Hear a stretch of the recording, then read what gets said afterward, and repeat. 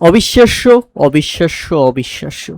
আপনি যতবারই বলবেন না কেন ঠিক ততবারই ভারতের কাটা ঘায়ে যেন নুনের ছিটা দেয়া হবে। সোনাল দিনোসার বীরত্বে শেষ পর্যন্ত ভারতকে জিততে দেয়নি শ্রীলঙ্কা।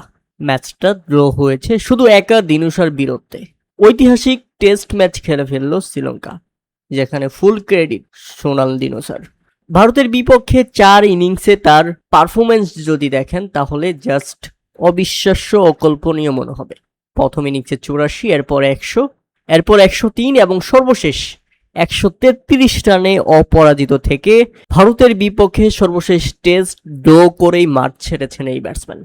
ভারতকে জিততে দেয়নি, ভারতের সামনে থেকে খাবার সরিয়ে নিয়ে গেছে শ্রীলঙ্কা। ব্যাপারটি এমন হয়ে গেছে, কেননা কলম্বো টেস্টে হাসি মুখে মাঠ ছাড়ার স্বপ্ন দেখছিল শুভমান গিল, ঋষভ পান্থ, গৌতম গম্ভীররা।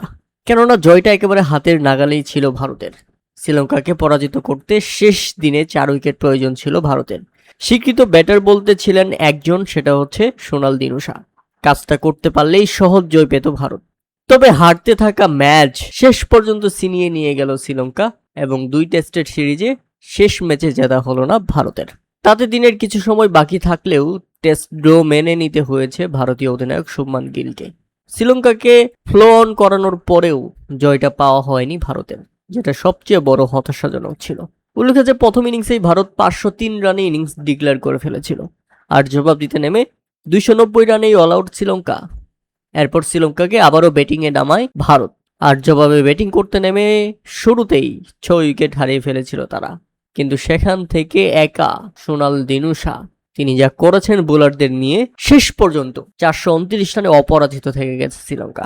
শ্রীলঙ্কাকে যখন আর অল আউট করতে পারেনি ভারত, শেষ পর্যন্ত ড্র মেনে নিতে হয়েছে ভারতকে।